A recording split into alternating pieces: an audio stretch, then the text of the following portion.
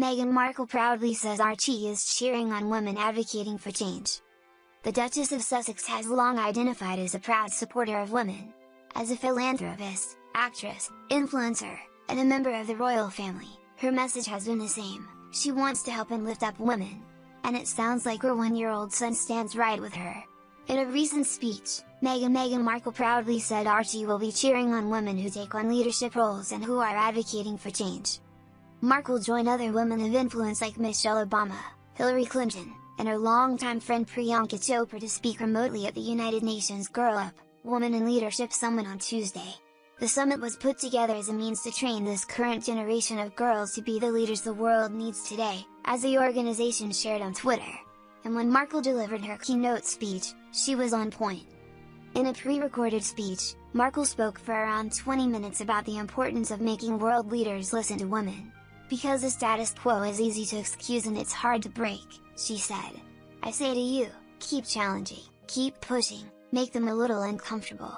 Because it's only in that discomfort that we actually create the conditions to reimagine our standards, our policies, and our leadership. Markle went on to say that the young women watching all over the world will have the support of her family, including her husband Prince Harry and their one-year-old son Archie. I will be cheering you on, she said, so will my husband, so will Archie, as you all continue marching, advocating, and leading the way forward. Markle's history as a proud feminist began when she was a young girl who saw a commercial for dish soap she perceived as sexist. As Markle explained in a 2015 speech she gave at a Women's Day conference for the United Nations, she saw a commercial by Procter & Gamble that featured only women working in the kitchen and it bothered her when she was 11 years old. So she wrote to the company to have it changed, and it was. Since then, Markle has not only been a feminist herself but is encouraging the men in her family to follow suit. Prince Harry reportedly told a group of women at Tomorrow's Women Bureau in January 2019 that he identified as a feminist, according to The Independent, and talked about the importance of men supporting female empowerment.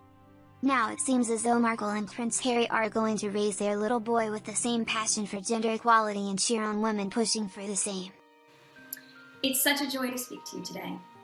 To young women around the world who aren't just poised to change the world, but who've already begun changing the world. Last month, I had a chance to speak to the 2020 class at my high school alma mater, which is an all-girls school in Los Angeles. And I said that they shouldn't see their graduation as an ending, but rather as a beginning. The beginning of a journey where they can now harness their work, their values, and the skills, all the skills that they've learned, to rebuild the world around them. Now, many of you have already spent years embodying and yes, even enacting the change you'd like to see in the world. Yet the opportunity that lies ahead for you is the same one that those graduates and millions of young women around the world have as well. I want to share something with you. It's that those in the halls and corridors and places of power, from lawmakers to world leaders to executives, all of those people, they depend on you more than you will ever depend on them. And here's the thing, they know this. They know that all of you at a younger age than any modern comparison are setting the tone for an equitable humanity, not figuratively, literally. This is a humanity that desperately needs you, to push it, to push us forcefully in a more inclusive, more just, and more empathetic direction, and to not only frame the debate, but to be in charge of the debate. On racial justice, on gender, climate change, mental health and well-being, on civic engagement, on public service, on so much more. That's the work that you are already out there doing. Girl Up members are organizing Black Lives Matter protests around the world. You're creating films. You're creating films to encourage your peers to become activist leaders. You are reforming the criminal justice system. You are telling your school boards, we need more mental health resources for all ages. You're leading coalitions to end gun violence. You are standing up and demanding to be heard, yes, but you are also demanding to own the conversation. Another thing about those lawmakers and leaders and executives I mentioned earlier. Now, many of them, better or worse, they don't listen until they have to. Because the status quo is easy to excuse and it's hard to break. But it will pull tightest right before snapping. Women have always historically gotten a lot of, well, that isn't how it's done, or yeah, that's an idea, but you know what, we're going to do this instead. But when do we hear that as women? We hear that in the moments that we challenge the norms.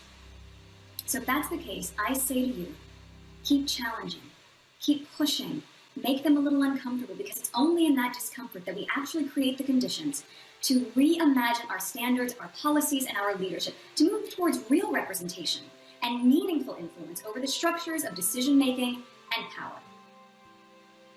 Despite what some might say, this reimagining, it's not a zero-sum game where one side wins and one side loses. Not at all. It is mutually beneficial and better for everyone. Because of that path to get us there will take all of us. It will take girls and women, it will take men and boys. It will take those that are Black and those that are white, collectively tackling the inequities and structural problems that we know exist. I believe we are on the precipice of transformation. We can accelerate the pace of change, and you know what? We don't have to be satisfied with the current speed of progress. What's more, I think that it's really important to acknowledge the paradox of how this progress is both aided and impaired by our digital space. Your generation is often referred to as the digital natives, and you understand that our online world has the power to affirm and support as much as it does to harm. But we're not meant to be breaking each other down. We are meant to be building each other up. So use your voices, both on and offline, to do just that. Build each other up, support each other. There will always be negative voices. And sometimes those voices can appear to be outsized, and sometimes they can appear to be painfully loud, but you can and will use your own voice to drown out that noise. Because that's what it is. It is just noise. But your voices are those of truth and hope, and your voices can and should be much louder. I know that you've already done so much and made so many people's lives better.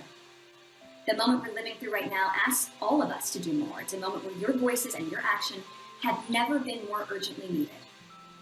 And we can take inspiration from women like Prime Minister Jacinda Ardern, who brought New Zealand together to swiftly and boldly tackle COVID-19. Or there's Maya Moore, the WNBA star who sat out from professional basketball since 2019 to free a man who served 20 years in prison for a crime he did not commit. And those are just two examples. As you well know, there are so many others. Believing in true equality is not enough.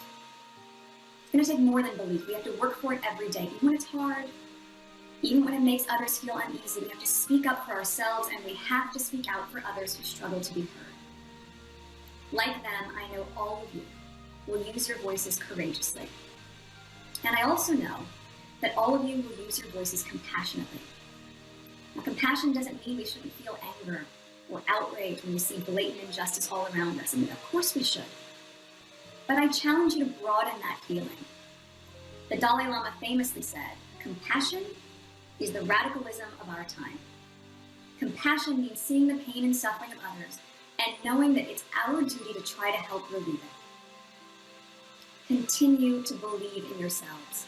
Believe in what makes you unique, and don't be afraid to do what you know is right, even when it's not popular, even when it's never been done before, even if it scares people, and even if it scares you a little.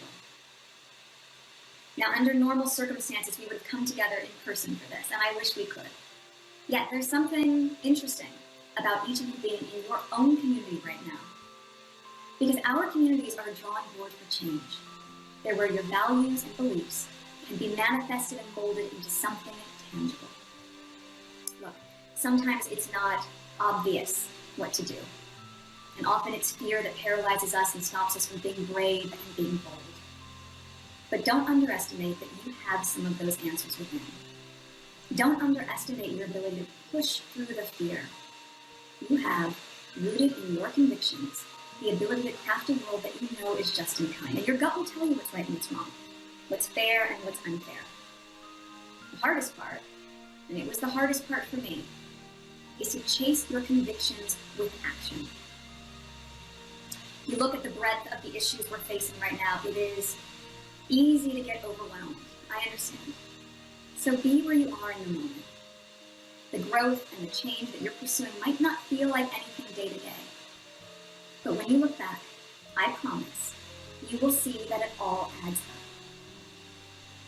We make better communities and a better world for ourselves, step by step. And the pace of those steps is getting quicker. It's in looking at the aggregate, looking at the big picture, that you can see how far we've progressed. I am extraordinarily proud of what you've already accomplished. Please continue to honor the conviction and the compassion that's awoken within you. I will be cheering you on, so will my husband, so will Archie, as you all continue marching, advocating, and leading the way forward.